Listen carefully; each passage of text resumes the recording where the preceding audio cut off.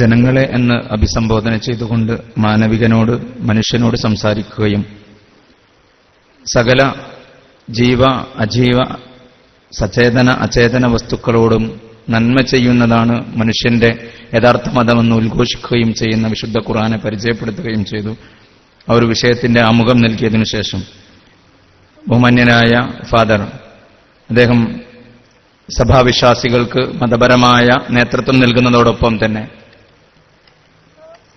മതസൗഹൃദ വേദികൾക്ക് ആവശ്യമായ ഗൈഡൻസ് കൊടുക്കുകയും വിവിധ മതങ്ങളിൽ വിശ്വസിക്കുന്ന ആളുകളുടെ ഇടയിൽ വൈജാത്യങ്ങൾ നിലനിർത്തിക്കൊണ്ടുതന്നെ സൗഹൃദങ്ങൾ കാത്തുസൂക്ഷിക്കേണ്ടതിന്റെ ആവശ്യകതയ്ക്ക് വേണ്ടി പരിശ്രമിക്കുകയും ചെയ്യുന്ന ബഹുമാന്യരായ റവറൻഡ് ഡോക്ടർ സക്രിയാസ് പറനിലം എന്നിവരെ അദ്ദേഹം ഈ ഒരു വിഷയത്തെ അധികരിച്ചുകൊണ്ടുള്ള ഖുർആനിനെ കുറിച്ചുള്ള അദ്ദേഹത്തിന്റെ വീക്ഷണങ്ങൾ സമർപ്പിക്കുന്നതിനു വേണ്ടി വളരെ ആദരപൂർവ്വം നിങ്ങൾക്ക് വേണ്ടി ക്ഷണിക്കുന്നു.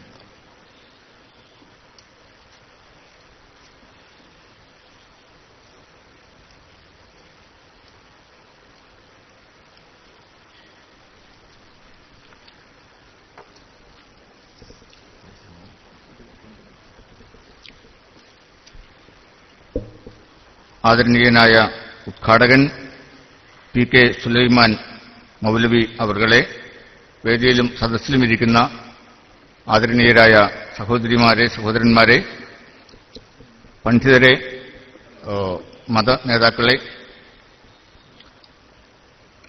ഞാനിവിടെ നിൽക്കുന്നത് അല്പം ഭയത്തോടും വിറയലോടും കൂടിയാണ്. ഭയവും വിറയലും ഉണ്ടാകുന്നത് ശാരീരികമായ കാരണങ്ങളാലല്ല, മറിച്ച് ഇവിടെ ഉപയോഗിക്കപ്പെടുന്നതായ ആ ഭാഷ അല്ലെങ്കിൽ പദാവലി എനിക്കത്ര എൻ്റെ ഡിക്ഷണറിയിൽ അത്ര അയത്ന ലളിതമല്ല. അതുകൊണ്ട് നിങ്ങൾ ക്ഷമിക്കണം. എൻ്റെ സംസാരത്തിൽ എന്തെങ്കിലും അപാകത വന്നുപോയാൽ നിങ്ങൾ മാപ്പാക്കണമെന്നാണ് ആദ്യത്തെ അപേക്ഷ. രണ്ടാമതായിട്ട് ഞാനിവിടെ നിൽക്കുമ്പോൾ ഞാൻ ഇസ്ലാമിനെ കുറിച്ച് കൂടുതൽ മനസ്സിലാക്കുക എന്നുള്ളതാണ് എന്റെ ലക്ഷ്യം. പ്രത്യേകിച്ച് ഇത് ഖുർആനെക്കുറിച്ച്, പരിശുദ്ധ ഖുർആനെക്കുറിച്ചുള്ളതായ ഒരു പഠനവേദിയാണ്. അപ്പോൾ അത് പഠിക്കാനുള്ളതായ നല്ലൊരു അവസരം കൂടിയാകും എന്നുള്ളതായ പ്രതീക്ഷയോടുകൂടി തന്നെയാണ് ഞാൻ വന്നത്. അതുകൊണ്ടാണ് ഞാൻ ഇടയ്ക്ക് നോട്ടൊക്കെ എടുക്കുന്നുണ്ട്. ഞാൻ ഖുർആൻ വാസ്തവത്തിൽ മുഴുവനായിട്ട് വേണ്ട പോലെ വായിച്ചിട്ടുള്ള ആളല്ല. വായിച്ചിട്ടില്ല എന്ന് പറയാൻ പാടില്ല, അതിനെക്കുറിച്ച് പൊതുവായിട്ട് അറിയാൻ പാടില്ലെന്നും പറയില്ല. പക്ഷേ വേണ്ടത്ര ആധികാരികമായിട്ട് അതേക്കുറിച്ച് അവഗാഹമായിട്ട് പഠിച്ചിട്ടുണ്ടെന്ന് പറയാൻ അവകാശപ്പെടാൻ പറ്റാത്ത ഒരു സ്ഥിതിയാണ് എനിക്കുള്ളത്. അതുകൊണ്ട് തന്നെ അതേക്കുറിച്ച് പഠിക്കാനുള്ളതായ അവസരങ്ങളെ ഞാൻ വിലമതിക്കുന്നു. നിങ്ങളുടേതുപോലുള്ളതായ ഈ വേദിയിൽ തീർച്ചയായിട്ടും പരിശുദ്ധ ഖുർആനെക്കുറിച്ചുള്ളതായ പുതിയ വെളിച്ചങ്ങൾ ലഭിക്കുമെന്നുള്ള പ്രതീക്ഷ എനിക്ക് ഉണ്ടായിരുന്നു. തീർച്ചയായിട്ടും ഞാൻ കേട്ടതായ പ്രസംഗങ്ങളിലൂടെ വലിയ വെളിച്ചം എനിക്ക് ലഭിച്ചു കഴിഞ്ഞിരിക്കുന്നു എന്ന് തന്നെയാണ് എന്റെ വിശ്വാസം. ഞാനിതിന് നന്ദി പറഞ്ഞുകൊണ്ട് എനിക്ക് ഈ ദിവസത്തിൽ പറയാനുള്ളതായ കാര്യം നിങ്ങളോട് വളരെ ചുരുക്കമായിട്ട് പറയുവാനാണ് ഞാൻ ഇവിടെ ശ്രമിക്കുക. ഇന്നത്തെ വിഷയം വാസ്തവത്തിൽ ഖുർആൻ മാനവർക്ക് മാർഗദീപം എന്നുള്ളതാണ്. അത് ഇന്നത്തെ വിഷയമല്ല, എനിക്ക് തോന്നുന്നത് ഈ പരമ്പരയുടെ തന്നെ വിഷയമായിരിക്കാം. ഈ വിഷയം തന്നെ വളരെ മനോഹരമായിട്ട് ഇവിടെ പരാമർശിക്കപ്പെടുകയുണ്ടായി. അത് ആദ്യമായിട്ട് എനിക്ക് തന്നെ ഒരു നല്ല വെളിച്ചമാണ് തന്നത്. നമ്മൾ ഖുർആനെക്കുറിച്ച് അറിയാൻ ശ്രമിക്കുന്നുവെന്ന് പറയുമ്പോൾ എന്നെപ്പോലുള്ളവര് അത് കൃത്യമായിട്ടും അങ്ങനെ തന്നെയാണ്. പക്ഷെ നിങ്ങൾ ഇവിടെ ഇരിക്കുന്ന ആളുകൾ നല്ല ശതമാനം പേര് ഈ വിഷയം നന്നായിട്ട് പഠിച്ചിട്ടുള്ളവരായ ആളുകളാണ്. ഖുർആൻ തന്നെ നേരിട്ട് വായിച്ച് പഠിച്ചിട്ടുള്ളവരായ ആളുകളാണ് അധികം പേര് ഇവിടെ ഇരിക്കുക. തന്നെയല്ല, ആ വിഷയത്തിൽ ഖുർആനോടനുബന്ധിച്ചുള്ളതായ വിഷയങ്ങളിൽ അഗാധ പാണ്ഡിത്യമുള്ളവരായ ആളുകളുമാണ് ഇവിടെ ഇരിക്കുക. അപ്പോൾ സ്വാഭാവികമായിട്ടും അങ്ങനെയുള്ള ആളുകളോട് ഖുർആനെക്കുറിച്ച് ഞാൻ പറയുക എന്നുള്ളത് അപ്രസക്തമായൊരു കാര്യമാണ്. എന്നാൽ ഖുർആനെ എന്റേതായ പശ്ചാത്തലത്തിൽ നിന്നുകൊണ്ട് മനസ്സിലാക്കാനും വിലമതിക്കാനുമുള്ളതായൊരു ശ്രമം എന്നുള്ള നിലയിൽ എനിക്ക് കുറച്ചൊക്കെ ചെയ്യാനായിട്ട് കഴിഞ്ഞേക്കും. എന്നെ പരിചയപ്പെടുത്തിയപ്പോൾ പറഞ്ഞതുപോലെ ഞാൻ ഇതരമത വിഭാഗത്തിൽപ്പെട്ട ആളുകളോടുള്ളതായ ക്രൈസ്തവരുടെ ബന്ധം എങ്ങനെയായിരിക്കണം എന്ന് ഉള്ള വിഷയത്തെക്കുറിച്ച് പഠിക്കാനും അതുപോലെ തന്നെ മതാന്തര സംഭാഷണം ത്വരിതപ്പെടുത്താനും ഒക്കെ ശ്രമിക്കുക എന്നുള്ളത് എന്റെ പ്രത്യേകമായൊരു ദൗത്യത്തിന്റെ ഭാഗമാണ്. അതുകൊണ്ട് തന്നെ ഈ സമൂഹത്തിലുള്ള ആദരണീയരായ സഹോദരീ സഹോദരന്മാരുമായിട്ട് ബന്ധപ്പെടുവാനായിട്ട് ഒരു അവസരം കിട്ടിയത് അമൂല്യമായിട്ട് തന്നെയാണ് ഞാൻ കണക്കാക്കുക. എന്നാലും ഖുർആനെക്കുറിച്ച് എന്തെങ്കിലും പറഞ്ഞ് നിങ്ങളോട് പറഞ്ഞു തരിക എന്നുള്ളതായൊരു കാര്യം തികച്ചും അപ്രസക്തമാണ് എന്ന് ആദ്യമേ തന്നെ പറയുകയാണ്. ഇതര മതങ്ങളെയും അവയുടെ പ്രധാന ഗ്രന്ഥങ്ങളെയും അറിയുന്നത് പൊതുവെ പറഞ്ഞാൽ മതവിശ്വാസികളെ സംബന്ധിച്ചിടത്തോളവും എല്ലാ മനുഷ്യരെ സംബന്ധിച്ചിടത്തോളവും അനുപേക്ഷണീയമാണ് എന്ന് കരുതുന്ന ഒരാളാണ് ഞാൻ.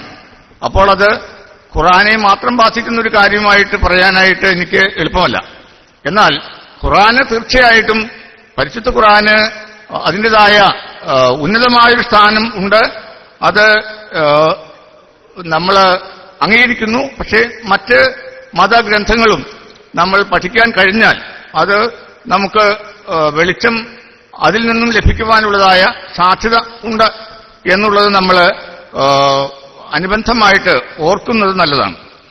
പിന്നെ മതസൗഹാർദ്ദതയും ലോകസമാധാനവും വളർത്താനായിട്ട് നമ്മൾ മറ്റു മതങ്ങളെക്കുറിച്ചല്ലെങ്കിലും മറ്റു മതങ്ങളുടെ ഗ്രന്ഥങ്ങളെക്കുറിച്ചൊക്കെ പഠിക്കുവാനായിട്ട് ശ്രമിക്കുക. പഠിക്കുക എന്ന് പറഞ്ഞാൽ അതിന്റെ അർത്ഥം നമ്മളത് അപ്പാടെ സ്വീകരിക്കുന്നു എന്നാകണമെന്നില്ല. പക്ഷേ പഠിക്കാനായിട്ട് ശ്രമിക്കുന്നു, സഹിഷ്ണുതയോടെ പഠിക്കുന്നു, വിശാല ഹൃദയത്തോടെ പഠിക്കുന്നു. അതിൽ നിന്നൊക്കെ വെളിച്ചം സ്വീകരിക്കുവാനായിട്ട് കഴിഞ്ഞാൽ നല്ലത്. ഇല്ലെങ്കിലും അതൊക്കെ എങ്ങനെ ഇരിക്കുന്നു എന്നുള്ളതായ ഒരു യഥാതഥമായ കാഴ്ചപ്പാട് നമുക്ക് ഉണ്ടാകാനായിട്ട് അത് സഹായിക്കും. അങ്ങനെയുള്ളതായ ഒരു വിശാലമായ കാഴ്ചപ്പാടിന്റെ പശ്ചാത്തലത്തിലാണ് അമുസ്ലിമുകൾ, അങ്ങനെ ഒരു വാക്ക് നിങ്ങൾ ചിലർ ഉപയോഗിക്കുന്നത് കേട്ടു, അങ്ങനെയാണെങ്കിൽ അമുസ്ലിമുകളായിട്ടുള്ള ആളുകൾ ഖുർആൻ വായിക്കാനായിട്ട് താല്പര്യം എടുക്കുന്നതിന്റെ കാരണവും ഇത് തന്നെയാണ്. എന്തുകൊണ്ടാണ്? ലോകത്തില് ഒരു 100 കോടിയോളമെങ്കിലും വരുന്ന ജനസമൂഹത്തിന്റെ വിശ്വാസ ഗ്രന്ഥം എന്താണ് എന്ന് അറിയാനായിട്ട് ശ്രമിക്കാതിരിക്കുക എന്നുള്ളത് വലിയൊരു വിഡിത്തമാണ് എന്നാണ് പറയുക. അത് ക്രിസ്ത്യാനി ആയാലും കൊള്ളാം, ഹിന്ദു ആയാലും കൊള്ളാം. അവരത് അറിഞ്ഞിരിക്കേണ്ടത് അവരുടെ തന്നെ നന്മയ്ക്കും അവരുടെ സമൂഹങ്ങളുടെ നന്മയ്ക്കും പൊതുവെ ഉള്ളതായ മാനവിക നന്മയ്ക്കും ആവശ്യമാണ് എന്നുള്ളതായൊരു കാഴ്ചപ്പാട് നമുക്ക് പങ്കുചേരുന്നതിൽ വലിയ അപകടം ഉണ്ടാകുമെന്ന് തോന്നുന്നില്ല. ഇങ്ങനെയുള്ളതായ ഒരു പരിശ്രമത്തിലൂടെ ഇതര മതങ്ങളെയും ഇതര മതഗ്രന്ഥങ്ങളെയും നമ്മൾ പരിചയപ്പെടുമ്പോൾ നമുക്ക് മതസൗഹാർദ്ദത വളർത്തുവാനും ലോകസമാധാനം അതുവഴി വളർത്തുവാനുമൊക്കെ എളുപ്പമുണ്ടാകും എന്ന കാര്യത്തിൽ സംശയമില്ല. അപ്പോൾ നമുക്കൊരു നമ്മുടേതായ മതം, അവരവരുടേതായ മതവും അവരവരുടെ മതഗ്രന്ഥവും അമൂല്യമാണ് എന്ന് കണക്കാക്കുകയും അത് ആ രീതിയിൽ തന്നെ സ്വീകരിക്കുകയും ചെയ്യുന്നതോടൊപ്പം തന്നെ ഇതര മതഗ്രന്ഥങ്ങളെയും അതിന് അർഹിക്കുന്ന രീതിയിലുള്ളതായ സ്ഥാനം കൊടുത്ത് അവയെക്കുറിച്ച് അറിയുവാനായിട്ടുള്ളതായൊരു ശ്രമം നടത്തുന്നത് നമുക്ക് മാനവ സുസ്ഥിതിക്ക് ആവശ്യമായിട്ട് വരുന്നുണ്ട് എന്നാണ് ഇന്ന് വളരെ പേരെ കരുതുക. മതങ്ങളുടെ യഥാർത്ഥ ചൈതന്യവും സന്ദേശവും മതഗ്രന്ഥങ്ങളുടെ സത്യസന്ധമായ അർത്ഥവും മനുഷ്യർക്ക് മാർഗദീപങ്ങളാണ്. ഇതെല്ലാവരും അംഗീകരിക്കുന്ന കാര്യമല്ല. കാരണം മതങ്ങളുടെ എന്ന് പറയുമ്പോൾ തന്നെ ഓരോ മതവിഭാഗവും തങ്ങളുടേതാണ് ശരി എന്ന് കരുതുമ്പോൾ, തങ്ങളുടേത് മാത്രമാണ് എന്ന് ശരിയെന്ന് കൂടി പരിഗണിക്കുമ്പോൾ സ്വാഭാവികമായിട്ടും എല്ലാവർക്കും ഇത് ഒരുപോലെ സ്വീകരിക്കുവാനായിട്ട് കഴിഞ്ഞുവെന്ന് വരികയില്ല. പക്ഷേ അങ്ങനെ ഒരു ശ്രമം നടത്തുമ്പോഴൊക്കെ നമ്മൾ ഇതര മതങ്ങളെ അവരുടെ മതഗ്രന്ഥങ്ങളെ പഠിക്കുവാനുള്ളതായ ഒരു ശ്രമം നടത്തുമ്പോഴൊക്കെ തീർച്ചയായിട്ടും അത് പ്രയോജനകരമായിട്ട് തീരാറുണ്ട്. ഞാനിപ്പോൾ ഈ ദിവസങ്ങളിൽ തന്നെ ഈ പരിപാടിയിലേക്ക് ക്ഷണിച്ചപ്പോൾ വിശുദ്ധ ഖുർആന്റെ കോപ്പി എന്റെ കയ്യിൽ നേരത്തെ ഉണ്ടായിരുന്നു. ഞാൻ അതേക്കുറിച്ച് പഠിക്കാനായിട്ടൊരു ശ്രമം പുതിയതായിട്ട് നടത്തുകയുണ്ടായി. തീർച്ചയായിട്ടും അത് വളരെ വളരെ പ്രയോജനകരമായി എന്നുള്ളതാണ് എന്റെ വിശ്വാസം. ഞാനൊരു ക്രിസ്ത്യാനി ആയതുകൊണ്ട് ഖുർആൻ പഠിച്ചിട്ട് എനിക്ക് നഷ്ടമുണ്ടായി എന്ന് ഒരു വിചാരം എനിക്കില്ല.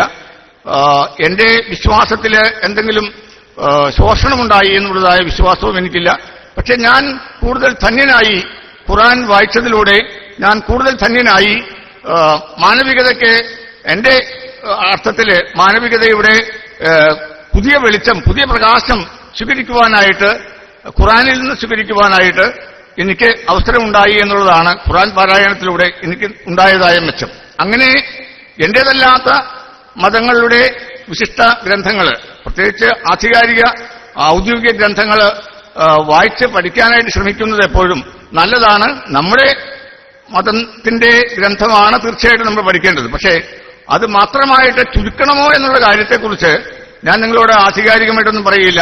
പക്ഷേ എന്നെപ്പോലുള്ള ആളുകൾ ബോധ്യം നിങ്ങളുമായിട്ട് പങ്കുവയ്ക്കുന്നുവെന്ന് മാത്രമേ ഉള്ളൂ. അത് തുറവിയോടെയാണ് പങ്കുവയ്ക്കുക. നിങ്ങൾക്ക് വേണമെങ്കിൽ സ്വീകരിക്കാം, വേണ്ടെങ്കിൽ തള്ളിക്കളയാവുന്നതാണ്. പക്ഷേ ഇതര മതഗ്രന്ഥങ്ങളെ ആദരവോടെ കണക്കാക്കുകയും അതിലെ വെളിച്ചവും നമ്മുടെ മതഗ്രന്ഥത്തിന്റെ വെളിച്ചത്തോടൊപ്പം ഒരുപക്ഷെ അത് ആവർത്തനമായിരിക്കാം, അല്ലെങ്കിൽ അത് ഭിന്നമായ എന്തെങ്കിലും വെളിച്ചത്തിന്റെ ഷെയ്ഡായിരിക്കും നമുക്ക് തരിക. എന്തായാലും അത് പ്രയോജനകരമായിരിക്കും. ഒന്നുമില്ലെങ്കിൽ ഏതെങ്കിലും ഒരു ഗ്രന്ഥം വായിച്ചിട്ട് ഇതര മതഗ്രന്ഥം വായിച്ചിട്ട് വെളിച്ചമൊന്നും ഇല്ലാത്തൊരു ഗ്രന്ഥമാണിത്, ഒരു പ്രകാശവും തരാത്തൊരു ഗ്രന്ഥമാണിതെന്ന് ഏതെങ്കിലും മതത്തിന്റെ ഗ്രന്ഥത്തെക്കുറിച്ചോ അല്ലെങ്കിൽ ഏതെങ്കിലും മതത്തിന്റെ ഏതെങ്കിലും ഗ്രന്ഥത്തെക്കുറിച്ചോ പറയുവാൻ നിങ്ങൾക്കിടവന്നാൽ അത് തന്നെ ഒരു അറിവാണ്. അപ്പോൾ നിങ്ങൾക്ക് ആധികാരികമായിട്ട് പറയാൻ സാധിക്കും ആ മതത്തിന്റെ ആ ഗ്രന്ഥം വെളിച്ചം തരുന്നില്ല, അല്ലെങ്കിൽ കാര്യമായ വെളിച്ചം തരാനായിട്ട് പര്യാപ്തമല്ല. അങ്ങനെ ഒരു അറിവെങ്കിലും ഉണ്ടാവും. പക്ഷെ ആ അറിവ് വായിച്ചതിന് ശേഷമേ നമുക്ക് ആധികാരികമായിട്ട് സ്വീകരിക്കാനായിട്ട് പറ്റൂ എന്നുള്ളതായ ചിന്ത ഏതായാലും നമുക്ക് ഈ സമയത്ത് സ്വീകരിക്കാവുന്നതാണ്. സ്വന്തം മതഗ്രന്ഥമെങ്കിലും, ഇതാണ് ഒരു കാര്യം എനിക്ക് തോന്നുന്നത്, ഇതില് മുസ്ലിം സഹോദരന്മാർ വളരെ പ്രശംസാർഹമായൊരു നിലയിലാണ് നിൽക്കുക എന്ന് എനിക്ക് തോന്നുന്നു. കാരണം സ്വന്തം മതഗ്രന്ഥം വേണ്ട പോലെ പഠിക്കുന്ന കാര്യത്തിൽ നിങ്ങൾ തീർച്ചയായിട്ടും നിങ്ങളൊന്ന് ഇവിടെ തിരിച്ചു പറയുന്നത് മുസ്ലിങ്ങൾ അല്ലാത്ത ആളുകളൊക്കെ അത്രയും ശ്രദ്ധയോടെ അവരുടെ മതഗ്രന്ഥം പഠിക്കുന്നുണ്ടോ എന്നുള്ള കാര്യം സംശയമാണ്.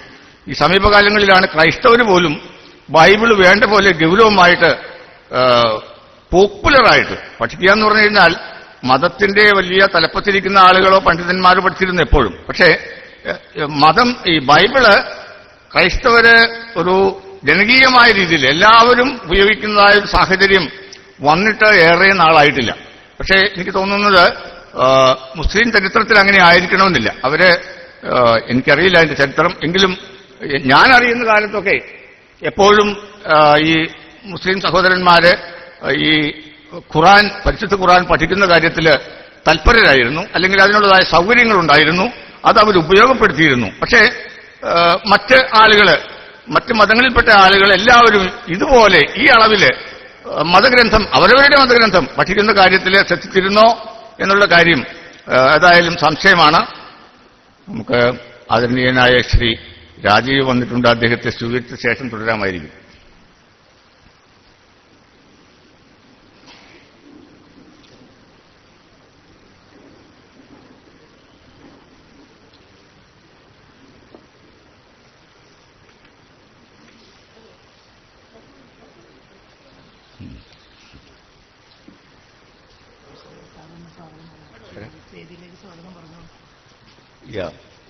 നമ്മുടെ ആദരണീയനായ എക്സ്-MLA രാജീവിനെ നിങ്ങളുടെ വേദിയിൽ എക്സ്-MP ശ്രീ രാജീവിനെ നിങ്ങളുടെ എല്ലാവരുടെയും പേരിൽ സ്വാഗതം ചെയ്യാനായിട്ട് ഇതിന്റെ സംഘാടകർ എന്നോട് ആവശ്യപ്പെട്ടതുകൊണ്ടാണ്, അല്ലെങ്കിൽ ഞാനങ്ങനെ ചെയ്യുന്നത് ശരിയായിരിക്കില്ല. എന്നോട് ആവശ്യപ്പെട്ട പ്രകാരം ഞാനത് വളരെ സന്തോഷത്തോടുകൂടി ആദരവോടെ അദ്ദേഹത്തിന് ഹൃദയപൂർവ്വമായ സ്വാഗതം നിങ്ങളുടെ എല്ലാവരുടെയും പേരിൽ നേരുന്നു. ഞാൻ പറഞ്ഞു വന്നത്, ഓരോ മതത്തിൽപ്പെട്ട ആളുകളും അവരവരുടെ മതഗ്രന്ഥങ്ങൾ വായിച്ച് പഠിക്കുക എന്നുള്ളതിന് വേണ്ടത്ര പ്രാധാന്യം കൊടുക്കണം എന്ന് തന്നെയാണ്. നമ്മൾ ഇന്നത്തെ സാമൂഹിക വ്യവസ്ഥിതിയിൽ ഈ മതങ്ങൾ തമ്മിലുള്ളതായ സംഘർഷങ്ങൾ ഉണ്ടാകുന്നുണ്ട്. പല പല പ്രശ്നങ്ങൾ, മതസൗഹാർദ്ദത വളർത്താനായിട്ട് ഒരു ഭാഗത്തുകൂടി ശ്രമം നടക്കുമ്പോഴും മതങ്ങൾ തമ്മിലുള്ളതായ പ്രയാസങ്ങൾ, മതങ്ങൾ തമ്മിലുള്ളതായ ബന്ധത്തിലുള്ളതായ പ്രയാസങ്ങൾ മറുവശത്തുകൂടി ഉണ്ടാകുന്നു. അപ്പോൾ ഈ പ്രയാസങ്ങൾ ഉണ്ടാകുന്നതിന്റെ ഒരു കാരണം വാസ്തവത്തിൽ മതത്തിന്റെ പേരിൽ പ്രവർത്തിക്കുന്ന ആളുകൾ ചിലരെങ്കിലും മതഗ്രന്ഥം, അവരവരുടെ മതഗ്രന്ഥം ഒരുപക്ഷെ വായിച്ചിട്ട് പോലും ഉണ്ടാകില്ല. അതാണ് ഒരു പ്രശ്നം. അപ്പോൾ അതുകൊണ്ടാണ് ഞാൻ പറയുക, അവരവരുടെ മതഗ്രന്ഥം, എന്റെ വിശ്വാസം സാമാന്യം ഒരു മാതിരിയുള്ള ലോകമതങ്ങളിലെ ഒരു മാതിരിയുള്ള നിലവാരമുള്ള മതങ്ങളൊക്കെ, എല്ലാ മതങ്ങളും ഒന്നും ഞാൻ അങ്ങോട്ട് ഒന്നിച്ച് കാതടച്ച് പറയില്ല. കാരണം ലോകത്തിലുള്ള മതങ്ങളെക്കുറിച്ച് ആകമാനം പഠിക്കുമ്പോൾ ചില മതങ്ങളുടെയെങ്കിലും ചില വിശ്വാസങ്ങൾ നമുക്ക് അസ്വീകാര്യമാണ് എന്ന് വരാം. അപ്പോൾ അതുകൊണ്ടാണ് ഞാൻ പറഞ്ഞത് എല്ലാ മതങ്ങളുമല്ല, എങ്കിലും ആദരണീയമെന്ന് നമ്മൾ കരുതുന്നതായ മിക്കവാറും വലിയ നല്ല മതങ്ങളൊക്കെ പഠിപ്പിക്കുന്ന കാര്യങ്ങൾ നല്ലതാണ്. അപ്പോൾ ആ നല്ല കാര്യങ്ങളുടെ പേരിൽ എങ്ങനെയാണ് പിന്നിപ്പം അതുപോലെ തന്നെ വലിയ യുദ്ധങ്ങളൊക്കെ ഉണ്ടാകുക? ഇപ്പൊ ഞാൻ ക്രിസ്ത്യാനിയാണെന്നുള്ളത് നിങ്ങൾക്കറിയാം. ഞാൻ ഇങ്ങനെ ലോഹയൊക്കെ ഇട്ട് നിൽക്കുന്നുണ്ട്, അത് എളുപ്പമാണ്. അപ്പോൾ ഈ ക്രിസ്ത്യാനികളായിട്ടുള്ള ആളുകൾ മുസ്ലിം സഹോദരന്മാർക്കെതിരായിട്ട് കുരിശുയുദ്ധം നടത്തി എന്ന് പറയുമ്പോൾ ഈ കുരിശുയുദ്ധം ക്രൈസ്തവമായ ചൈതന്യത്തിന് എങ്ങനെ എഫക്ട് ചെയ്യുക? ഇന്നിപ്പോ 5-8 നൂറ്റാണ്ട് കഴിഞ്ഞതിന് ശേഷം നമ്മളതിനെക്കുറിച്ച് ആലോചിക്കുമ്പോൾ അത് വളരെ വിചിത്രമാണ്. അന്നത് വിചിത്രമായിട്ട് അതിന്റെ സംഘാടകർക്ക്, സഭയുടെ അധികാരികൾക്ക് പോലും തോന്നിയില്ല എന്നുള്ളത് വിചിത്രം. ഏതായാലും അവര് ക്രൈസ്തവ ചിന്താഗതി ഒന്നും അറിയാൻ പാടില്ലാത്തവരെന്ന് പറയാൻ പാടില്ല, എങ്കിലും അതിന് വേണ്ടത്ര പ്രാധാന്യം കൊടുത്തു കാണുകയില്ലെന്ന് വേണം വിചാരിക്കാൻ. കാരണം ശത്രുവിനെ പോലും സ്നേഹിക്കണമെന്ന് പറയുന്ന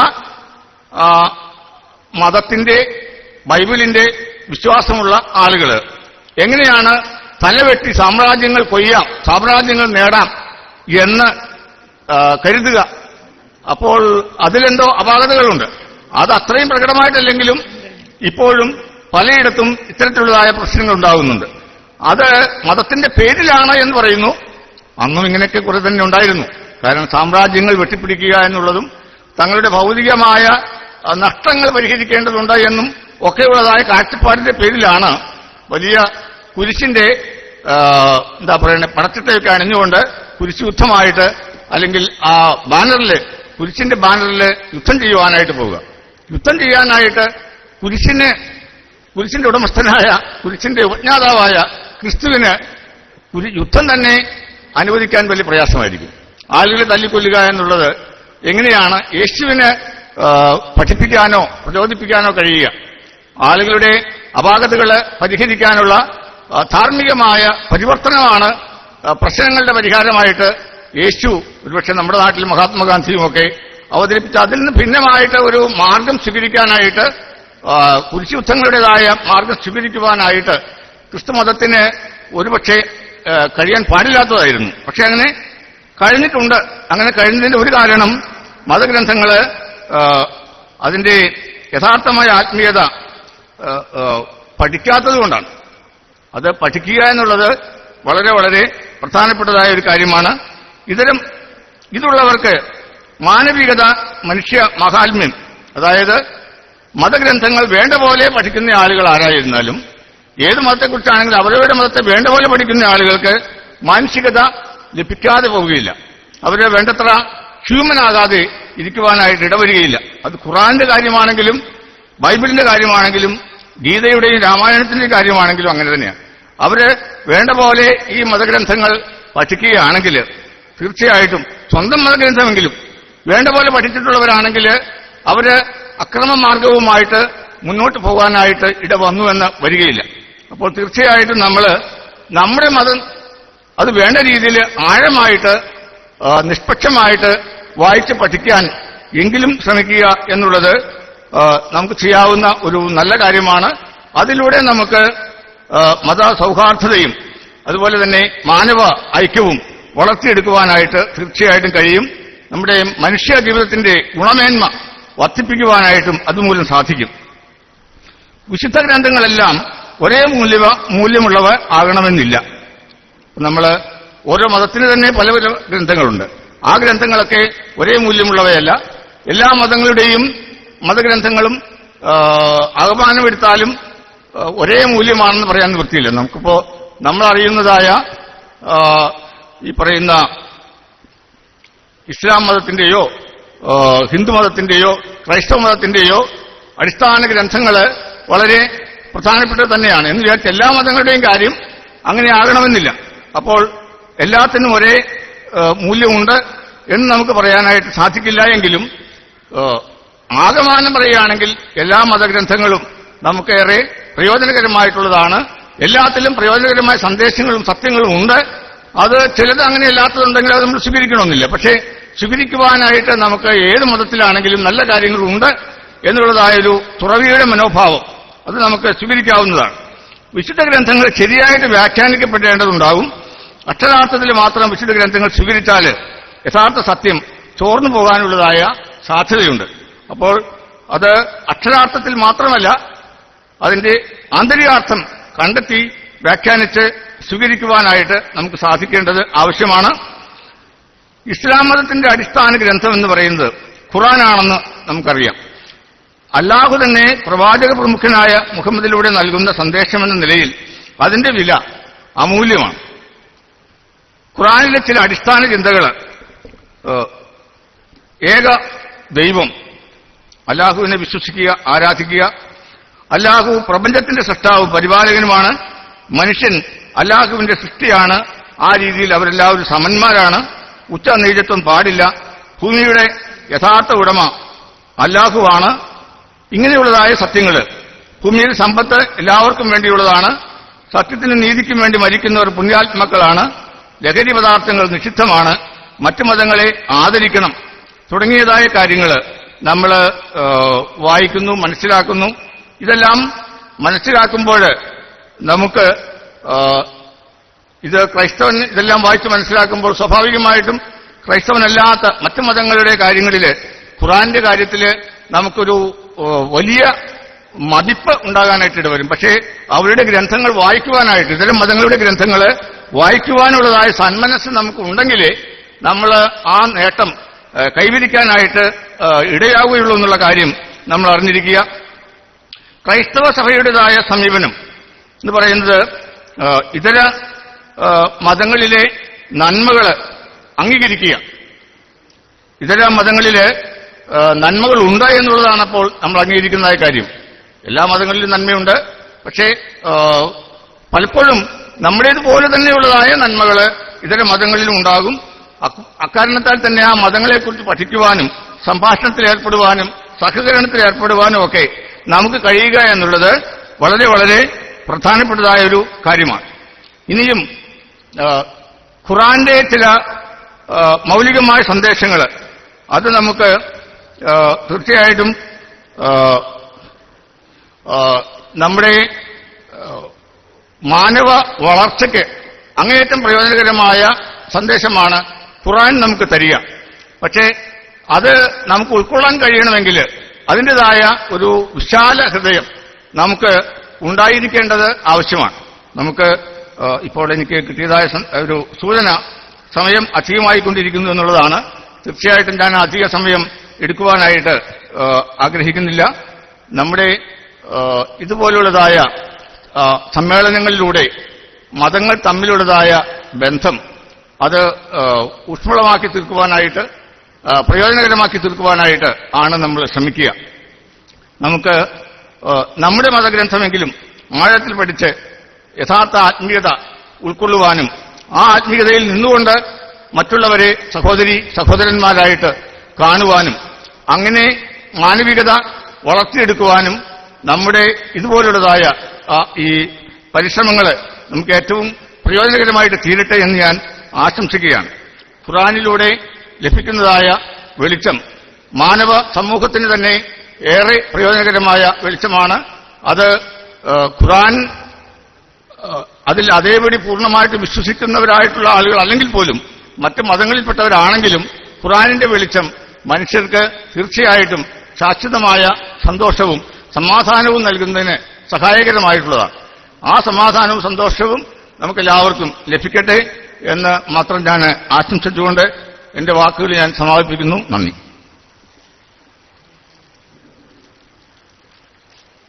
നന്ദി ഫാദർ. വളരെ സന്തോഷമുണ്ട്. ഒരു കാര്യം ഓർമ്മപ്പെടുത്താനുള്ള, സാധാരണ ഒരു മതപരമായ ഒരു ചടങ്ങുകളിൽ സ്വാഭാവികമായും കൈയടിക്കാറില്ല. അതുകൊണ്ടാണ് സാറിന്റെ പ്രസംഗത്തിന് ശേഷം കൈയടിക്കാതിരുന്നത്. എന്തെന്നായാലും സാറ് പറഞ്ഞു തന്ന, ഫാദർ പറഞ്ഞ വളരെ ഹൃദ്യമായ ചില കാര്യങ്ങൾ, അവനവന്റെ മതഗ്രന്ഥമെങ്കിലും പഠിക്കാനുള്ള സന്മനസ് കാണിക്കുക, മറ്റുള്ളവന്റേത് മനസ്സിലാക്കാനുള്ള, എന്തുകൊണ്ട് എന്നിൽ നിന്ന് വ്യത്യസ്തനായി നിൽക്കുന്നു എന്ന് മനസ്സിലാക്കാനുള്ള ഹൃദയവിശാലത കാണിക്കുക, ധർമ്മബോധത്തിന്റെ പിന്നിൽ അണിനിരക്കുക എന്ന ഒരു സന്ദേശം ഈ സദസ്സ് ഏറ്റെടുക്കുമെന്ന് ഞാൻ ഈ സദസ്സിനു വേണ്ടി സാറിനോട്, ഫാദറിനോട് വളരെ വിനയപുരസ്സരം പറഞ്ഞു തരികയാണ്. ഇനി വളരെ 45 മിനിറ്റാണ്, 45-നാണ് നമ്മുടെ മഗ്രിബ് ബാങ്ക് ഉള്ളത്.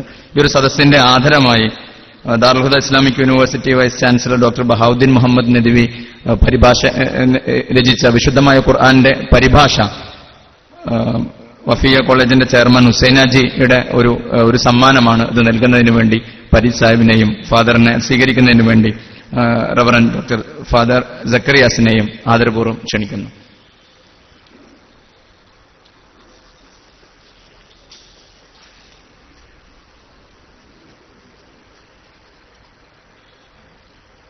ഇനി നമ്മളോട് സംസാരിക്കുന്നത് അബ്ദുസലാം ബാക്കവി ഓണംപള്ളി ആണ്. ആദരപൂർവ്വം ക്ഷണിക്കുന്നു.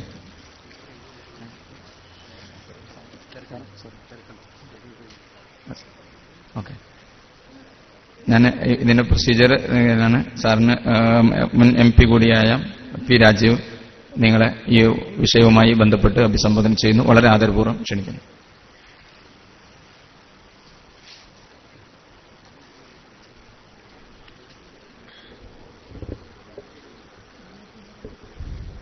ബഹുമാനായ മോഡറേറ്റർ, വേദിയിലുള്ള സദസ്സരുമുള്ള ആദരണീയരെ, സുഹൃത്തുക്കളെ, മറ്റു ചില പരിപാടികൾ കൂടി ഉള്ളതുകൊണ്ട് ദീർഘമായ ഒരു പ്രസംഗത്തിന് തുനിയുമില്ല. മറ്റു ഒഴിവാക്കാനാവാത്ത ചില പരിപാടികൾ ഉള്ളതുകൊണ്ടാണ് എത്തിച്ചേരാൻ വൈകിയത്. ഇങ്ങോട്ട് വന്ന പരിപാടി വട്ടേക്കുന്നതായിരുന്നു. അവിടെ മുഹമ്മദ് അലി എന്ന് പറയുന്ന ഒരാൾക്ക് ഒരു മൂന്നാമതൊരു പെൺകുഞ്ഞുണ്ടായി. പെൺകുഞ്ഞ് പൊൻകുഞ്ഞ് എന്ന് പറഞ്ഞൊരു പുതിയ പരിപാടി നമ്മൾ തുടങ്ങിയിരിക്കുകയാണ്. പെൺകുഞ്ഞുങ്ങൾ ജനിക്കുമ്പോൾ സാധാരണ ഒരു വിഷമമാണെങ്കിലും അതൊരു ആഹ്ലാദമാണ്, ഉത്സവമാകണം എന്ന ചിന്തയുടെ ഭാഗമായിട്ടുള്ളൊരു പരിപാടിയിലാണ് പങ്കെടുത്തത്. പിന്നെ ഞാൻ ഇവിടെ വളരെ വിഖ്യാതരായ ഖുർആൻ പണ്ഡിതന്മാരുള്ളതുകൊണ്ട് ഉച്ചയ്ക്കൊരു പരിപാടി പങ്കെടുത്തപ്പോൾ എനിക്കൊരു സംശയമുണ്ടായി. അത് ഞാൻ നിങ്ങളുമായി പങ്കുവയ്ക്കുകയാണ്. ഉച്ചയ്ക്ക് ഞങ്ങളെല്ലാവരും ഈ അവയവദാനത്തിനുള്ള സർട്ടിഫിക്കറ്റുകൾ നൽകുകയുണ്ടായി.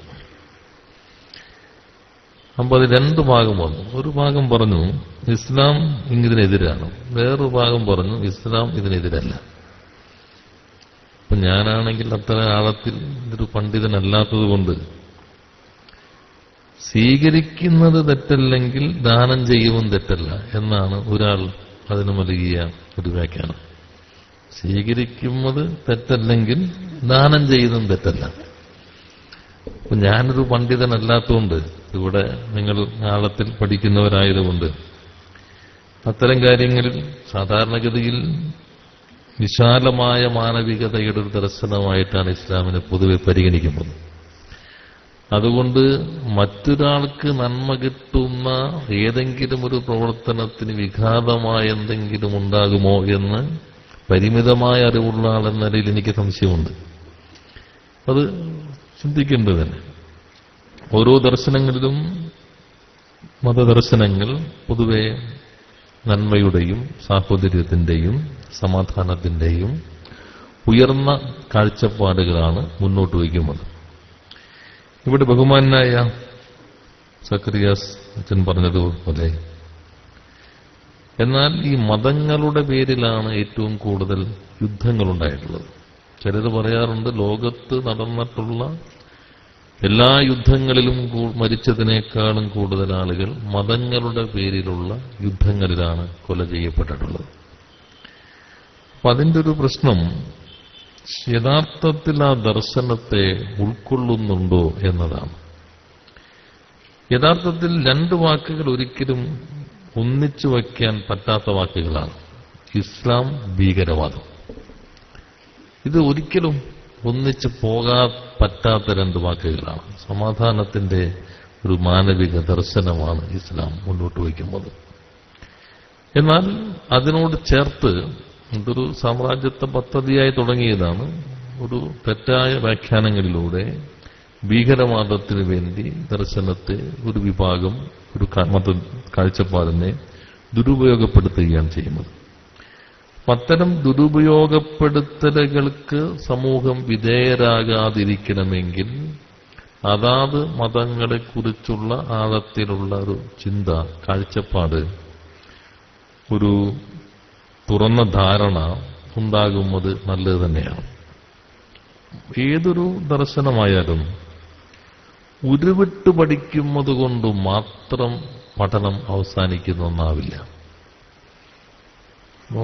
എല്ലാത്തിലും നമ്മൾ വേദങ്ങൾ ഉരുവിട്ട് പഠിക്കുന്നവരാണ്. ഉരുവിട്ട് പഠിക്കുന്നതിന്റെ ഉൾക്കാമ്പ് തേടുകയാണ് പ്രധാനം എന്ന് ഞാൻ കരുതുന്നു. ആ ഉൾക്കാമ്പ് തേടണമെങ്കിൽ കുറെ കൂടി തുറന്ന് നന്നായി സമർപ്പണത്തോടുകൂടി പഠിക്കാൻ കഴിയേണ്ടതുണ്ട്. അപ്പോൾ അതിന് ഇവിടുത്തെ ഈ ചർച്ചകളെല്ലാം സഹായകരമായിരിക്കും. പലതരത്തിൽ ഓരോന്നിനും വ്യാഖ്യാനങ്ങൾ ഉണ്ടായെന്ന് വരാം. ഇന്നത്തെ കാലം മതചിന്തകളെ വല്ലാതെ രാഷ്ട്രീയവൽക്കരിക്കുന്ന കാലമാണ്. മതത്തിന്റെ ഒരു രാഷ്ട്രീയ പ്രയോഗമാണ് യഥാർത്ഥത്തിൽ വർഗീയത എന്നുള്ളത്. ഓരോ മതത്തിൽപ്പെട്ടവർക്കും അവരവരുടെ വിശ്വാസങ്ങൾക്കനുസരിച്ച് ജീവിക്കാനൊരു സന്ദർഭമുണ്ടാകണം. 1947 ഇന്ത്യ സ്വതന്ത്രമായി കഴിഞ്ഞപ്പോൾ പുതുതായി 2 രാജ്യങ്ങൾ വരികയാണ്, ഇന്ത്യയും പാകിസ്ഥാനും. പാകിസ്ഥാൻ എന്ന രാജ്യം അതിന്റെ പേര് സ്വീകരിക്കുകയാണ്. ഇപ്പുറത്തെ രാജ്യത്തിന്റെ പേരെന്തായിരിക്കണം? ഇന്ത്യയുടെ ഭരണഘടനാ അസംബ്ലി നടന്ന വലിയ സംവാദങ്ങളൊന്നതാണ്. ചിലര് പറഞ്ഞു ഹിന്ദ് എന്നാണ്, കാരണം ഇതിപ്പോ ഹിന്ദുക്കളുടേത് മാത്രമാണ്, ഹിന്ദ് എന്നാണ് വേണ്ടത്. ചിലർ പറഞ്ഞു ഹിന്ദുസ്ഥാൻ, ചിലർ പറഞ്ഞു ഭാരതവർഷം, ചിലർ പറഞ്ഞു ഭാരതഖണ്ഡം, ചിലർ പറഞ്ഞു ഇന്ത്യ, ചിലർ വാദിച്ചു ഭാരതം. നമ്മുടെ ഭരണഘടനാ അസംബ്ലി എന്ന് പറഞ്ഞാൽ വളരെ ഔന്നത്യമുള്ള മഹാരഥന്മാർ അണിനിരക്കുന്ന സഭയായിരുന്നു. അപ്പൊ ആ സന്ദർഭം നമ്മുടെ മനസ്സിലുണ്ടാകണം. ഇന്ത്യയുടെ വിഭജനത്തിന്റെ മുറിവുകൾ ശക്തമായി നിന്നിരുന്ന, മനുഷ്യന്റെ രക്തവും മാംസവും തളം കെട്ടി നിന്നിരുന്ന അതിർത്തികൾ, വിഭജനത്തിന്റെ മുറിവ്, വൈരത്തിന്റെ രാഷ്ട്രീയം, ഈ ഘട്ടത്തിലും നമ്മുടെ അന്നത്തെ ഭരണഘടനാ അസംബ്ലി പക്വതയോടുകൂടി തിരഞ്ഞെടുത്തതാണ് ഇന്ത്യ അഥവാ ഭാരതം. അന്നാണ് ആ മുറിഞ്ഞു കിടക്കുന്ന സന്ദർഭത്തിലാണ്. ഇപ്പൊ അത് വീണ്ടും ഹിന്ദുസ്ഥാനാക്കണം, ഇത്തരത്തിലുള്ള ചിന്തകളൊക്കെ വരുന്നുണ്ട്. അപ്പോ ഏത് മതമാണെങ്കിലും ഇന്ത്യയുടെ പ്രത്യേകത തന്നെ നാനത്വത്തിലേകത്വമുണ്ട് എന്നുള്ളത്. പല ജാതി, മതം, വിശ്വാസം, ആചാരം, അനുഷ്ഠാനം, ജീവിത രീതികൾ, ഭക്ഷണരീതികൾ, വസ്ത്രധാരണ രീതികൾ, ഭാഷ, ഇതെല്ലാം ഒന്നിച്ച് ഏകമായി അവരവരുടെ തനിമകൾ നിലനിർത്തിക്കൊണ്ട് തന്നെ ഏകമായിട്ടുള്ള രാജ്യമാണ് ഇന്ത്യ. അപ്പൊ അതാത് മതവിഭാഗത്തിൽപ്പെട്ടവർ അവരവരുടെ വിശ്വാസങ്ങൾ, ഓരോരുത്തർക്കും ഓരോ മതവിശ്വാസങ്ങളുണ്ടാകും. ഒരാൾക്ക് ഒരു വിശ്വാസത്തിനനുസരിച്ച് ജീവിക്കാൻ അവകാശമുള്ളതുപോലെ തന്നെ മറ്റൊരാൾക്കും മറ്റൊരു വിശ്വാസമനുസരിച്ച് ജീവിക്കാൻ അവകാശമുണ്ട്. ഞങ്ങളെപ്പോലുള്ള ആളുകൾക്ക് ഒരു വിശ്വാസമില്ലാതെയും ജീവിക്കാനുള്ള അവകാശമുണ്ടാകും. കർമ്മത്തിലാണ് ദൈവം എന്ന് കരുതുന്ന ഞങ്ങളെപ്പോലുള്ള ആളുകളാണെങ്കിൽ അവർക്ക് അങ്ങനെയും ജീവിക്കാനുള്ള അവകാശങ്ങളുണ്ടാവുക. അപ്പോൾ അത് അത്തരത്തിൽ എല്ലാവർക്കും മാനവികമായി നൈതികത, മാനവികത ഇത് പ്രധാനപ്പെട്ടതാണ്. യഥാർത്ഥത്തിൽ ഒരാൾ മറ്റൊരാളുടെ പ്രശ്നങ്ങൾ തിരിച്ചറിയുന്നിടത്തുമെന്നാണ് സാമൂഹ്യ പ്രതിബദ്ധതയുടെ തുടക്കം. ഒരാൾക്ക് മറ്റൊരാളുടെ പ്രശ്നം തിരിച്ചറിയാൻ കഴിയണം. എന്നാൽ നമ്മൾ നല്ല മതചിന്തകൾ ശക്തമാണ് കേരളത്തിൽ, രാഷ്ട്രീയ ചിന്തകൾ ശക്തമാണ്, പുരോഗമന ചിന്തകൾ ശക്തമാണ്, വിദ്യാഭ്യാസം വളരെ ഉയർന്നതാണ്, പ്രബുദ്ധമാണ് എന്ന് നമ്മൾ എല്ലാവരും എപ്പോഴും ഉരുവിട്ടുകൊണ്ടിരിക്കും. പക്ഷെ മുറിവേറ്റ് കിടക്കുന്ന ഒരാളെപ്പോലും രക്ഷപ്പെടുത്തേണ്ടതാണ് എന്ന് ചിന്തിക്കുന്നവരുടെ എണ്ണം വല്ലാതെ കുറഞ്ഞു വരുന്നത് എന്തുകൊണ്ടാണ്? ഇത് നമ്മൾ ദർശനങ്ങൾ ശരിക്കും ഉൾക്കൊള്ളുന്നില്ല. രാഷ്ട്രീയ ദർശനങ്ങളാകാം. ഓരോ ദർശനവും പ്രായോഗികമാകുമ്പോൾ കൂടുതൽ മാനവികമാകണം. ദർശനത്തിൽ എന്തെങ്കിലും കുറവുകളുണ്ടെങ്കിൽ അത് പ്രയോഗത്തിലൂടെ കുറെ കൂടി മാനവികമാക്കലാണ്. മതദർശനങ്ങളാകാം, രാഷ്ട്രീയ ദർശനങ്ങളാകാം ചെയ്യേണ്ടത് എന്ന് കരുതുന്ന കൂട്ടത്തിലാണ് ഞാൻ. അപ്പോൾ മനുഷ്യ സംബന്ധം ഞാൻ ഇടയ്ക്ക് ഉദ്ധരിക്കാറുണ്ട്. നാരായണ ഗുരുവിന്റെ അടുത്ത് ഒരാൾ ചെന്നിട്ട് ചോദിച്ചു, മരിച്ചു കഴിഞ്ഞാൽ എന്താണ് ചെയ്യേണ്ടത്? സംസ്കരിക്കണോ അതോ കുഴിച്ചിടണോ? ഏത് രീതി വേണം? അപ്പൊ നാരായണ ഗുരു പറഞ്ഞു, ചക്കിലിട്ടാട്ടാണെങ്കിൽ നല്ല എണ്ണ കിട്ടും, തെങ്ങിന്റെ കടക്കിലാണ് കുഴിച്ചിടുന്നതെങ്കിൽ നല്ല വളമായിരിക്കും. നമ്മളൊക്കെ ഒന്നും അങ്ങനെ പറയാൻ ഈ കാലത്ത് കഴിയില്ല.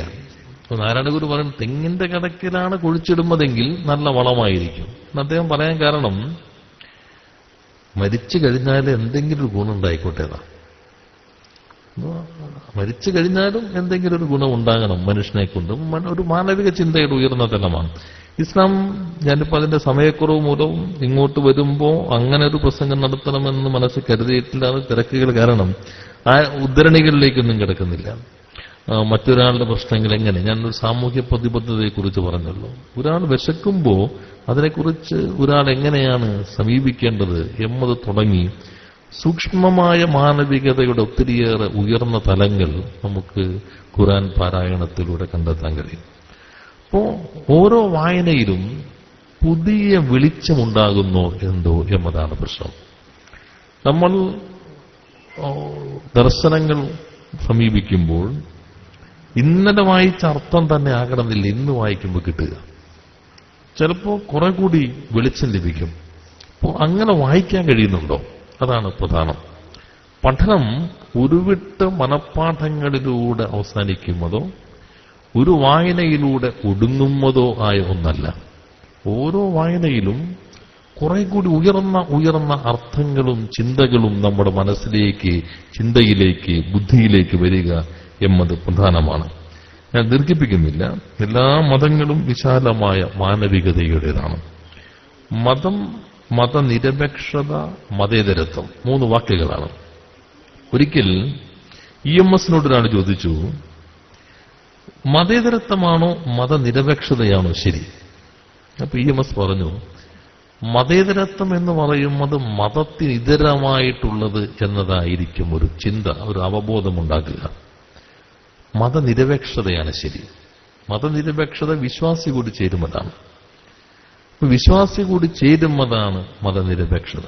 അപ്പോ ഞാൻ ശരിയെന്ന് കരുതുന്ന ദർശനത്തിൽ എപ്പോഴും ഉപയോഗിക്കുകയോ തെറ്റായി പ്രയോഗിക്കുകയോ ചെയ്യുന്നൊരു വാചകമുണ്ട് മതത്തെക്കുറിച്ച്. മതം മനുഷ്യനെ മയക്കുന്ന കറുപ്പെന്നാണ്. യഥാർത്ഥത്തിൽ ഇംഗ്ലീഷിൽ എങ്ങനെയല്ല, ഈ പരിഭാഷകൾ വളരെ സൂക്ഷിച്ചോളണം. ഇംഗ്ലീഷിൽ മാർക്സ് പറഞ്ഞത് എങ്ങനെയാണ്? Opium of the people. അതിന്റെ എങ്ങനെ നോക്കിയാലും മലയാളം ജനതയുടെ കറുപ്പാണെന്നാണ് മാർക്സ് പറയുന്നത്. അത് മയക്കുക എന്നത് മലയാളത്തിന്റെ സംഭാവനയാണ്, ഇംഗ്ലീഷിലില്ല. മാർക്സ് ഉദ്ദേശിച്ച കറുപ്പ് എന്നുള്ളതൊരു ഒരു ആശ്വാസം നൽകുന്നതാണ്. ഒരു വേദന സംഹാരി എന്ന മട്ടിലാണ്, മയക്കുമരുന്ന് എന്ന മട്ടിലല്ല.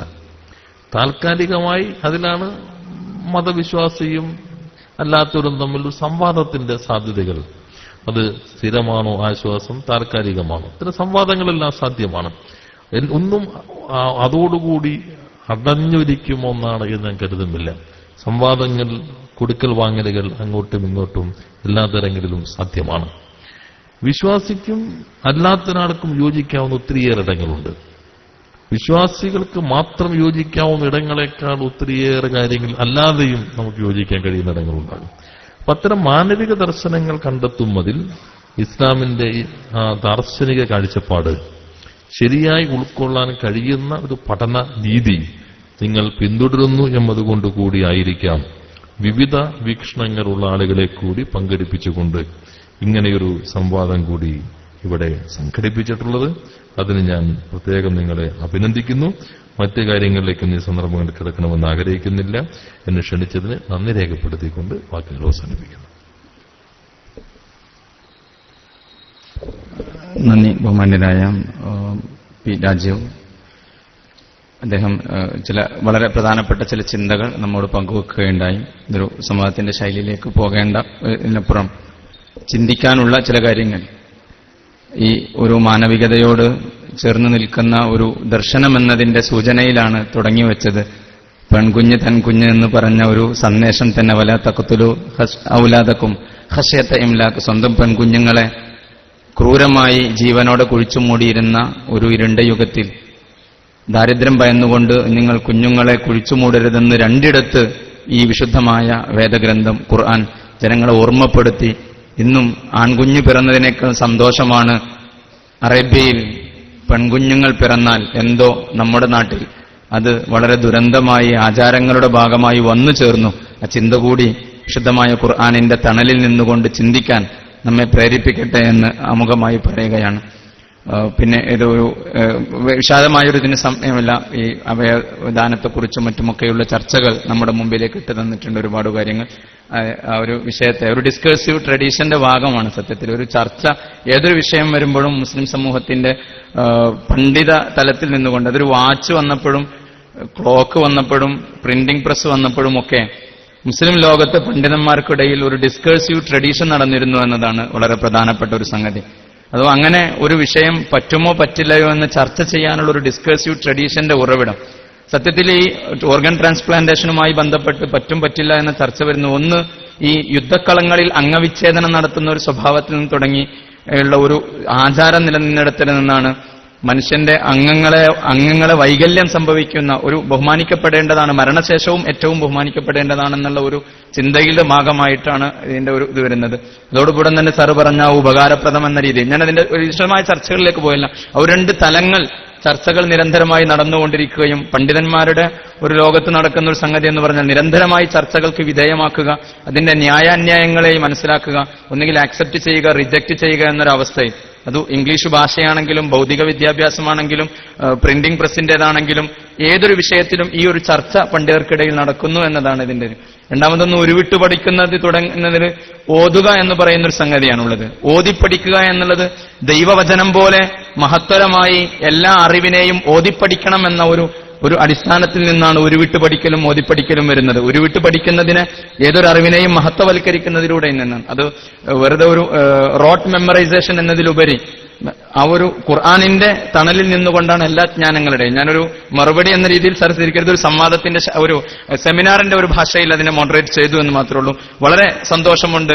വളരെ നമ്മളൊക്കെ ആദരിക്കുകയും വാക്കുകൾ കേൾക്കാൻ ഇഷ്ടപ്പെടുകയും ചെയ്യുന്ന ഒരു രാഷ്ട്രീയ വ്യക്തിത്വം എന്ന രീതിയിൽ നമ്മുടെ ചിന്തകളെ ഈ സായന്തനത്തിൽ ഒരുപാട് പ്രക്ഷോഭിപ്പിച്ചതിന് നന്ദി രേഖപ്പെടുത്തിക്കൊണ്ട് തന്നെ അദ്ദേഹത്തിനുള്ള ഒരു സമ്മാനം T A Basheer Sahib, madrasa management അസോസിയേഷന്റെ president T A Basheer Sahib ശുദ്ധമായ ഖുർആന്റെ ഒരു പരിഭാഷ അദ്ദേഹത്തിന് സമ്മാനം നൽകിക്കൊണ്ട് നിർവഹിക്കുന്നു. അടുത്തതായി നമ്മളോട് വിഷയാവതരണം നടത്താൻ വേണ്ടി ബഹുമാന്യരായ അബ്ദുസലാം ബാക്കവി ഓണംപള്ളിയെ സ്നേഹപൂർവ്വം ക്ഷണിക്കുന്നു.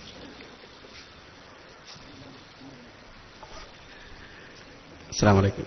അൽഹംദുലില്ലാഹ്. അല്ലാഹുമ്മ സ്വല്ലി അലാ റസൂലിക സയ്യിദിനാ മുഹമ്മദിൻ വഅലാ ആലി സയ്യിദിനാ മുഹമ്മദ്. വിശുദ്ധ ഖുർആന്റെ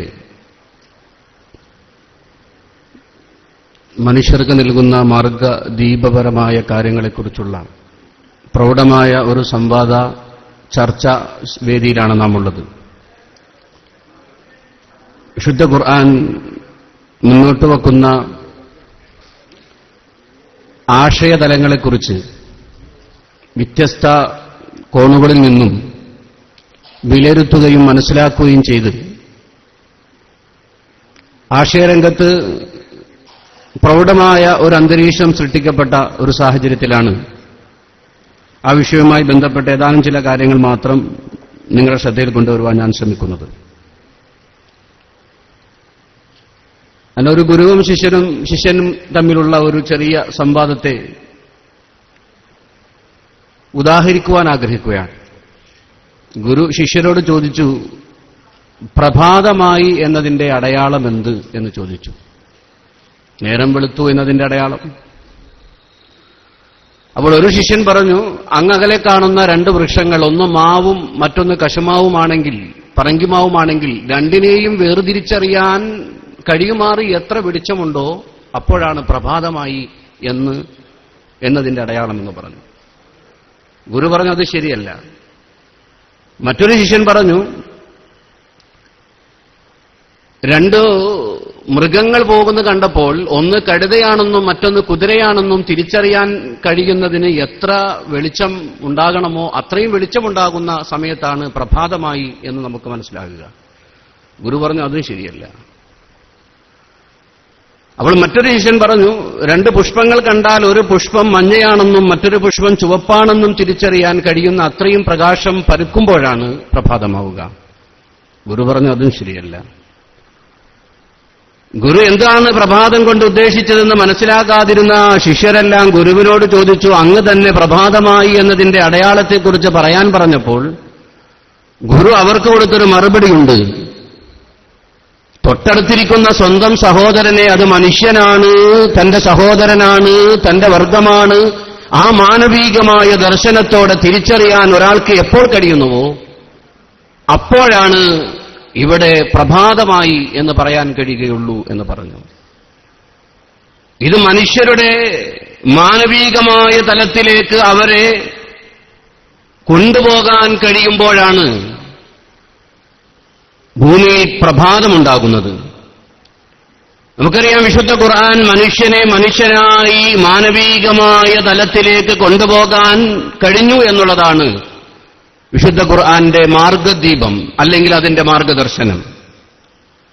വിശുദ്ധ ഖുർആൻ അവതീർണമായ സമയവുമായി ബന്ധപ്പെടുത്തി നാം ചിന്തിക്കുമ്പോൾ നാം നേരത്തെ ചർച്ച ചെയ്ത എല്ലാ കാര്യങ്ങളും, ഈ പെണ്ണിന്റെ ജനനമടക്കം അത് പൊൻകുഞ്ഞടക്കമുള്ള എല്ലാ കാര്യങ്ങളും ഖുർആൻ നടത്തിയ മഹാ വിസ്മയത്തെക്കുറിച്ച് അല്ലെങ്കിൽ വിപ്ലവത്തെക്കുറിച്ച് നമുക്ക് മനസ്സിലാക്കാൻ കഴിയും. തീർത്തും അന്ധകാരത്തിലധിഷ്ഠിതമായ ഒരു സമൂഹം, കള്ള്, കലഹം, കാമിനി, കവിത, ഇത് മാത്രം ആയിരുന്ന കുറെ കട്ടറബികൾ. അങ്ങനെയാണെങ്കിലും അവർക്ക് ഭാഷയോട് അനുരാഗമസ്മരണമായ ഒരു വൈകാരിക ബന്ധമുണ്ടായിരുന്നു. ഭാഷണവിനിമയ രംഗത്തവർ ഭാഷയെ മനോഹരമായി ആവിഷ്കരിച്ചു. നിർലോഭമായ പര്യായപദങ്ങളെയുടെയും സർഗധന്യമായ കാവ്യതയുടെയും ഹൃദയകാരിയായ ആവിഷ്കാരങ്ങളിലൂടെയും ഭാഷയെയും കവിതയെയും സാഹിത്യത്തെയും പ്രണയിച്ചിരുന്ന ഒരാളുകളായിരുന്നു അവർ.